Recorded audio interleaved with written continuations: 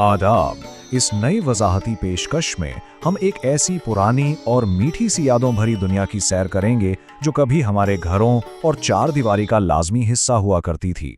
जी हाँ, हम बात कर रहे हैं उन रिवायती अल्फाज और चीज़ों की जो जदीद तर्ज तामीर के आते ही कहीं खामोशी से गायब हो गए हैं। तो चलिए वक्त में थोड़ा पीछे चलते हैं। जरा सोचिए, जब एक घर की ज़ाहिरी शक्ल और नक्शा बदलता है तो क्या होता है? क्या उसके साथ जुड़ी वो प्यारी सी ज़बान, वो मखसूस अल्फाज भी दम तोड़ देते हैं? दरअसल ये कहानी सिर्फ लकड़ी, ईंट या पत्थर की नहीं है। ये उन घरेलू रिवायात और हमारी इस मुश्तरका लिसानी याददाश्त की कहानी है जो रफ्ता रफ्ता हमारे जहनों से मिट रही है। अब अगर हम बुनियादी चीज़ों से शुरुआत करें तो दो बड़े ही ख़ास अल्फाज सामने आते हैं। एक है जंजीर, जो कि खालिस फ़ारसी ज़बान का लफ्ज़ है जिसका मतलब है कड़ी, और दूसरा लफ्ज़ है कुंडी, जो हिंदी ज़बान से आया है और दरवाजे की चिटखनी के लिए इस्तेमाल होता था। पुराने वक्तों में ये दोनों महज लोहे के टुकड़े नहीं समझे जाते थे, बल्कि ये घर के मुहाफ़िज़ और एक पूरी सकाफ़त की पहचान थे।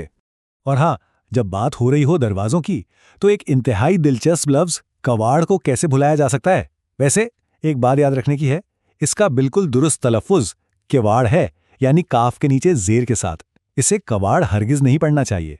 यूं तो इसके कई और भी मतलब हैं, लेकिन हमारी आम बोलचाल में किवाड़ से मुराद वो रिवायती लकड़ी के बैरूनी दरवाजे के दो बड़े पट हुआ करते थे। हैरत की बात यह है कि उर्दू शायरी में भी इस किवाड़ का जिक्र कितने गहरे और जज्बाती अंदाज में मिलता है। अनवर मसूद साहब का ये खूबसूरत शेर ही सुन लीजिए। कोवाड़ गरचा मुकफ्फल थे उस हवेली के, मगर फ़कीर गुजरते रहे सदा करते।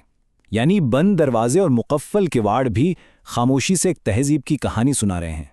वो सिर्फ लकड़ी के तख्ते नहीं, बल्कि घर की रूह थे। अगर हम इन रिवायती दरवाज़ों की ज़ाहिरी साख्त पर नज़र डालें ना, तो ये पूरे का पूरा दरवाज़ा खालिस लकड़ी से तैयार किया जाता था। इसके वो दो भारी भरकम पट यानी किवाड़ होते थे, और उन्हें बंद करने के लिए बिल्कुल सामने एक मखरूती शक्ल की कुंडी लगी होती थी, और इस कुंडी के साथ एक मजबूत जंजीर जुड़ी होती थी। ये सारा ढांचा एक दूसरे के साथ बड़ी कारीगरी से जुड़ा होता था। इन दरवाज़ों की सबसे कमाल की बात उनकी शक्ल और वो ख़ास आवाज़ थी। वो जो कुंडी थी ना, वो बिल्कुल एक बंद कली की तरह लगती थी, और जब कोई बाहर से इस भारी जंजीर को लकड़ी पर खटखटाता तो क्या ही कमाल की नुकरी सदा उभरती, यानी बिल्कुल चांदी की तरह खनकती हुई एक मीठी सी आवाज़ जो दूर तक गूंजती थी। ये आवाज़ घर वालों के लिए किसी अपने के आने का पैगाम होती थी। अब ज़रा उर्दू शायरी के रोमानवी पहलुओं पर भी बात कर लें। वसी शाह ने अपनी मशहूर ज़माना नज़्म इश्क में इस कुंडी को किस खूबसूरती से पिरोया है, ज़रा सुनिए। घर के दरवाजे पर लटकी दिल जैसी इस कुंडी में, जिसमें लैली, सस्सी, हीर का, जट्टी का दिल लटका हो। क्या बात है! यहाँ कुंडी सिर्फ लोहा नहीं रही, बल्कि धड़कते दिल की अलामत बन गई है, जिसमें मोहब्बत और जज्बात कैद हैं। इसी नज़्म के अगले हिस्से में हमें गांव और देहात की वो खालिस चीज़ें याद आती हैं जो कभी ज़िंदगी का रंग हुआ करती थीं। वसी शाह मज़ीद लिखते हैं, लंबी सी बारीक सी पगडंडी में इश्क, बैल की गर्दन से लिपटी घंटी में इश्क, रंग बिरंगे बंटों में, कुकड़ी में, गली डंडे में, किसी फ़कीर की झुग्गी पर लहराते काले झंडे में इश्क। ये मनाजिर सीधा दिल पर असर करते हैं और एक इंतहाई सादी और मिट्टी से जुड़ी ज़िंदगी का नक्शा खींच देते हैं। और फिर ये नज़्म देहात की इन जानी पहचानी और मीठी आवाज़ों पर जाकर मुकम्मल होती है। अल्फाज कुछ यूं हैं: हवा में इश्क, घटा में इश्क, कड़ंग के हर खूशे में कूकू करती अम्बुवाजी से प्यार जताती कोयल, मैं हुक हुक करके चलती गाँव की 7 सुरीली चुक्की में। इन अशार में जो हिस्सी और सौती जुज़ियात हैं, वो सच में हमें उन रवायात के अंदर तक ले जाती हैं। अच्छा, अब ज़रा आज के दौर की बात करते हैं। अगर हम मुवाजना करें तो फ़र्क बिल्कुल साफ नज़र आता है। एक तरफ वो पुराने वक्तों के भारी लकड़ी के कवाड़, उनकी वो बंद कली जैसी कुंडियाँ और गूंजती जंजीरें थीं, और दूसरी तरफ आज के ये जदीद धात और लोहे से बने सिंगल पैनल दरवाजे हैं।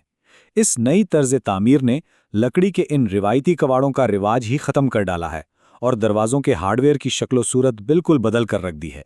तो इस सारी बहस का सबसे अहम और शायद थोड़ा सा उदास कर देने वाला पहलू ये है कि जैसे जैसे हमारा तर्ज ज़िंदगी बदला और घरों की ज़ाहिरी शक्ल तब्दील हुई, किवाड़, जंजीर और कुंडी जैसे प्यारे अल्फाज भी हमारी रोज़मर्रा की गुफ्तगू से गायब हो गए। ये सिर्फ चंद लकड़ी या लोहे की चीज़ों का गायब होना नहीं है, बल्कि सच पूछें तो ये जदीद उर्दू लुगत से हमारी एक पूरी लिसानी याददाश्त का मिट जाना है। वैसे ये बताना बहुत ज़रूरी है कि इस खूबसूरत और पुरानी यादों से भरे सफ़र को मुमकिन बनाने वाली तमाम तर तहकीक सैयद यूसुफ काज़मी साहब की है, ये सभी इक़्तिबासात उर्दू के गुमगश्ता अल्फाज के नाम से तवारीख़ ख़्वानी के ब्लॉग पर शाये होने वाली उनकी ज़बरदस्त सीरीज़ से लिए गए हैं। हमारी सकाफ़त और ज़बान को महफूज करने की ये उनकी एक शानदार काविश है। तो आखिर में एक सवाल जो हमें सोचने पर मजबूर करता है, जैसे जैसे ये जदीद और तेज़ रफ्तार दुनिया अपने माजी की नुकरी सदाओं को खामोश और बेजान तालों में बदल रही है, तो आबा व अजदाद के घरों से जुड़े और कौन से ऐसे मानूस अल्फाज हैं जो शायद अगली बारी हमेशा के लिए गुम हो जाएंगे? ये एक ऐसा सवाल है जो हमारी सकाफ़ती विरासत की नज़ाकत को ज़ाहिर करता है। इस वजाहती पेशकश का हिस्सा बनने के लिए बहुत शुक्रिया।